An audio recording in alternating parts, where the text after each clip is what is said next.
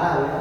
Sedangkan secara istilah hadas yaitu keadaan tidak suci pada diri seorang muslim yang menyebabkan ia tidak diperbolehkan beribadah. Ya, hadas secara bahasa itu berarti peristiwa. Secara istilahnya, keadaan tidak suci pada diri seorang muslim yang menyebabkan ia tidak diperbolehkan beribadah. Hadas terbagi kepada dua bagian, yaitu hadas kecil dan hadas besar.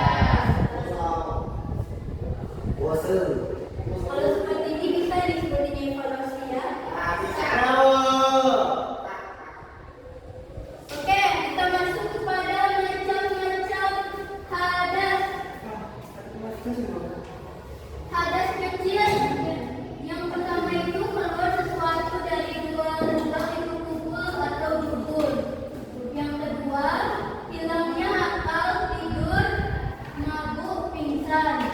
Yang ketiga, menyentuh kemaluan dengan telapak tangan. Yang keempat, bersentuhan laki-laki dan perempuan yang bukan mahram. Jadi hadas kecil ada berapa? 4. Apa saja itu? Satu dari dua lubang. Hilangnya akal, tidur, mabuk, pingsan, dan kemaluan yang terlalu bukan laki-laki dan perempuan yang mahram.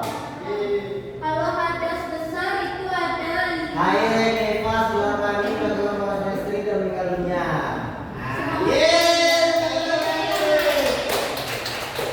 Oke, tadi sudah dibacakan oleh Dunia. Nah, terima kasih. Selanjutnya itu najis. Secara bahasa najis berarti kotor, sedangkan menurut istilah najis berarti kotoran yang menjadi sebab terhalangnya seseorang untuk beribadah kepada Allah Subhanahu wa taala. Nah, siapa yang bisa membacakan apa yang menurut istilah dari najis? Kotoran yang menjadi sebab terhalangnya seorang untuk beribadah kepada Allah Subhanahu wa taala. Ya, kotoran yang menjadi sebab terhalangnya seseorang untuk beribadah kepada Allah Subhanahu wa taala. Kok kurang semangat ya? Tadi semangat. Ada